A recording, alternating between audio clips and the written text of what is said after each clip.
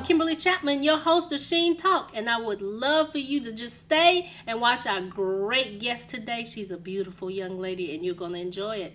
Hello, we are here with Stormi Harmon, and she is a birth doula, a health professional, just like anything you need to keep yourself healthy. She can help you with it, right? Yes, thank you. What got you into this? Ooh, I don't even know where to start. So I went to college for exercise science. Originally, I went for nursing, and I barely survived the program. Really? Yes.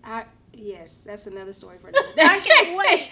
But so I was just going to go home and just try to rethink things. And my mom said, if you come home, you have to work side by side with me. And I was like, I'll figure something else out. So I just looked through the course catalog, and I saw the exercise science had a lot of nutrition components. I am in love with the human anatomy, so it covered a lot of that and a lot of health education. And so I said, okay, I think exercise science is for me. And so once I graduated, I started working in health and wellness. I was a wellness director for one nonprofit organization. I was a health educator for a large hospital system, a number of different things, fitness instructor on water and land for seniors, all kinds of good stuff. So that's pretty much how I originally got into the health arena. And then I decided to just pursue things on my own.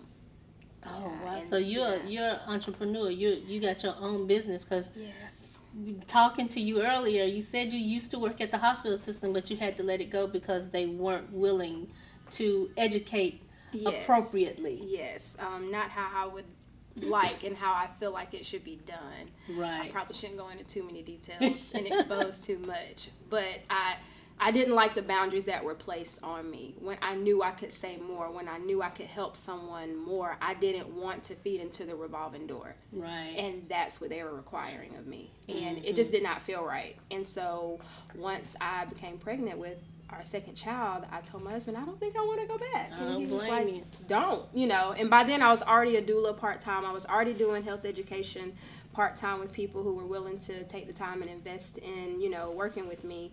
And so I was already creating basic herbal products, and so I decided to pursue it all full-time. So I know I've gotten a couple, and I buy enough to have on hand. Yeah. So you have the elderberry syrup. Yes. So what you have is the elderberry syrup kit. And I include so much more than the basic elderberry and echinacea in my kits. I include 7 herbs, and all of them have a specific purpose. And it's really easy to make, but some people don't like to make their own. So I also create elderberry syrup, so you don't have to buy the kits to make your own, and a number of other things. But I started making the syrup recently in the last few months. I've been asked for years, because I've been making the kits for almost 4 years now. Right. Can you please make my syrup? Can you please? And I'm like, no, it's time consuming. I'm teaching you how to do it yourself. But then I said, okay, let me try one batch, and the batch sold out within minutes. Wow. And I was like, okay, there's clearly a need for convenience, and I always tell people, excuse me, you will pay for convenience in many ways. And so I'm like, if I'm going to make something convenient, I'm going to at least make it a good thing. So I was like, okay, it can take a couple days for me to make a batch of syrup. It's a long process, but I say, hey, why not? I don't mind making this convenient for someone that doesn't have the time, that has multiple children, and they don't have the time to sit and make a large batch of syrup for their family. So how much of the syrup do you get? Like, is it? You get an 8-ounce bottle. Okay. You can buy more than one, of course, but each bottle is 8 ounces. Oh, and what does elderberry syrup do? Ooh, do you have enough time to go over all that? So the main things, it is great for cold and flu prevention if you take it before you get sick. You won't catch anything viral, pretty much. It's good for blood sugar. It's very, very, very good. Clearly, I mentioned for blood sugar, it's good for people with diabetes. It helps with fluid retention. I can go on all day about it. But the main things this time of the year is for cold and flu prevention. And if you unfortunately can't get your hands on any until you're not well, you can get over that hump a lot quicker. People are down sometimes for a week or two. But if you're taking elderberry syrup, you might be down for a couple days. So you can take elderberry syrup all the time, like every day? Every day. Oh, like eating food, you just take your elderberry syrup. And so should you take it on an empty stomach or? That part doesn't really matter, especially, for example, when most people aren't feeling well, they are likely taking it on an empty stomach anyway. So I include something, it's called Moringa.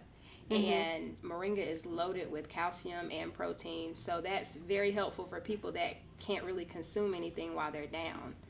So it doesn't really matter if you take it on a full stomach or not. Oh, wow. Yeah. And I know you do vagina steam. Yes. So what is the vagina steam for? Oh, man. Okay, so vaginal steaming is actually a very, very, very ancient ritual, and that's still done in other countries. For example, it was mainly done postpartum. And if your mom, your auntie, your grandma, whoever was closest to you and helped support you during birth and labor, if they didn't steam you, your family was shamed. Really? That's how serious steaming is. And translate that into today, steaming should be done on a regular basis, which is just a blend of herbs, the right blend of herbs, because everybody cannot use the same herbs. And you add warm water to your herbs. You can do boiling, but you have to let it cool. Right. You don't want to burn anything. That has happened. Especially there. Yeah, and it's very sensitive down there, so that's the last thing you want to do. So you add the hot water to your herb blend, and then you put it in a bowl. You do not put it in plastic.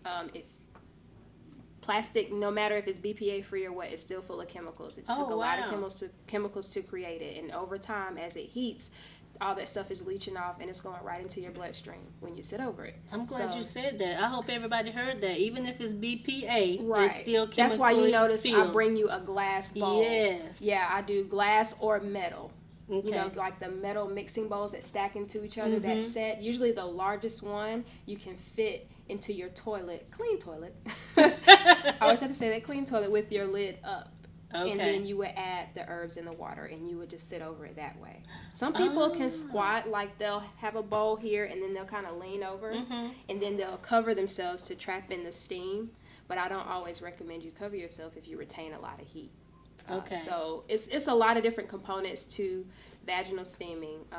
You have to be mindful of any imbalances you may have, whether it's PCOS, endometriosis, fibroids. It helps with all of these things, which is why most women in other countries don't have these issues because they steam very regularly. So how do you know, what symptoms do you have if you have fibroids?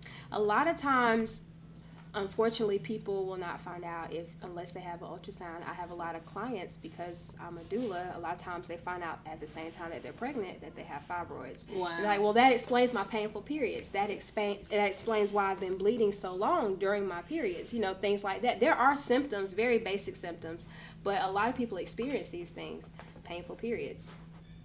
So now, yeah, they do. What about teenagers, like high school girls that have very painful periods? Do they have fibroids already? That usually just speaks to their diet. Like, teenagers eat crap. Yeah. They don't. I didn't think about what I ate when I was younger. I could have cared less. You know, like, what's popular now? Those Takis and the hot Cheetos, like the hot Cheeto of the millennial hot Cheeto. I guess it's not the right term, because millennials is a whole nother cohort. But the thing now is like Takis, and they are worse than hot Cheetos. Really? And I see children consuming these at the bus stop for breakfast. Oh my God. Yes. That's like horrible. And you know, I never even heard of a Taki or whatever you call it. That's a good thing. That's a good thing. But the way that these children are eating nowadays, all the products that they're using, your skin is your biggest organ. So what you're consuming through your skin is very, very, very important. And a combination of that and with the food, and then you start your cycle for the first time, and you're hunched over in pain. That usually speaks to your diet. Wow. Yes.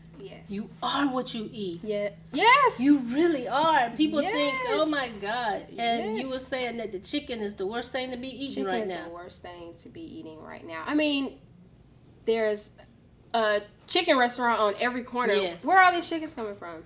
Yeah, where? Exactly. I often think about that. Yeah. Like, where are these? Because then, and just mind you, we right here in Greenville, South Carolina, and there's like a Chick-fil-A on every corner. There's a Zaxby's, a KFC, and all of them have chicken. And then, so where do these chickens come from? There's not enough chicken. I mean, it can't be. Yeah. And then you gotta think they have to reproduce them fast, and they don't grow at their normal rate anymore because they're injected with hormones. They have this certain diet that they have. They never see the light of day. Most of them never see the light of day. Yeah. Wow. And a lot of times their diet is corn, hormones, and ground up chicken. Cannibal chickens. Yeah, because these chickens are dying in there, and then they don't want to just toss them, ground them up, put them back in there. Oh my God, these chickens are robot cannibals. Oh my goodness. Yes, it's interesting. So we're all consuming this stuff, and then on top of air pollution, we're burning these candles that have everything under the sun in them, all these chemicals. We're not thinking about, outside of what we are putting in our mouth, we're not thinking about the things in the air. Right. The household cleaners, that's the word I was trying to find, that we use. That, I mean, you're in a closed space, you're in the bathroom scrubbing, and you're inhaling all the, I mean, these are the type of things you have to think about. Yes, and very rarely do we think. No. We just go throughout our days and spray the Lysol everywhere. Just ignorant to what's going on around us. Yes. Literally we are ignorant. Slowly harming ourselves. Yes. Yes. And I don't know, did I get to talk a lot about a birth doula? You got to tell me about that before we didn't. But yes, so I am a birth doula. I love it. I do. I've been doing this. It's 4 years. Oh my gosh, I've been doing this 4 years. 4 years. 4 years. And for a few years, I was doing it part-time because I was still working full-time. And so this last year and a half, I have been able to pursue it full-time. And so being a birth doula doesn't mean I just show up when you go into labor. Like, I'm building a relationship with you from the time that you hire me. Some people hire me very early on in their pregnancies, or some people sit on it and stew, and they're like, okay, I'm going to go ahead and call her. And they're like, oh, I wish I would have called you sooner. Because I provide you with education. I ask you to update me when you go to your doctor's visits and let me know what they're talking about. How are you being treated? Because that's very important. That is very, very important, how you're being treated. Because I have served 95% black women the whole time that I have been a birth doula. Awesome. And it's crazy because at the same time, a lot of us have no idea what a doula is. Yes. But the women that I have been honored to serve during this time, they experience systematic racism in healthcare. And I experienced that. That's why I became a doula. Yeah. So I ask, how you being treated? Whenever you say you have a complaint, I can't give like flat out medical advice. That is outside of my scope, but I can say, I have a feeling that this is it. Call the on-call nurse, because every OB has a nurse waiting by the phone day and night. So call the on-call nurse and see if you need to go to the doctor the next day, things like that. And a lot of times physicians are like, oh, you're okay, you're fine, you're okay, no big deal. And then it ends up being a complication. Wow. And then we catch it again before it gets too bad. And okay, something's wrong with me. You sent me home a couple weeks. Something's wrong with me, you know. And so the ladies need you. Yes. If you are pregnant and a black woman, you need to have a doula. They need you. They need me. they need me. But having a doula, I read a physician actually said this. I forgot his name, but he said having a doula is immoral. Wow. Yeah. I could talk to you all day. Yeah. Tell everybody how they can reach you.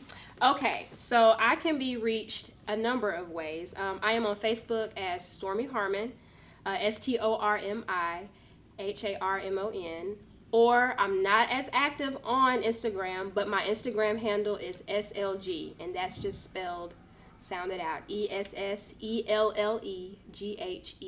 I know that sounds crazy, but that's my handle. And what is it? SLG. That was my initials before I got married, because now it's SLH. Okay. And so I created that Instagram. I think I was in college. Really? No, I don't think Instagram was popular in college. But yeah, so I just never changed it. Do you have a website? I do. And my website is www.live2serve.co. C-O, not com.co.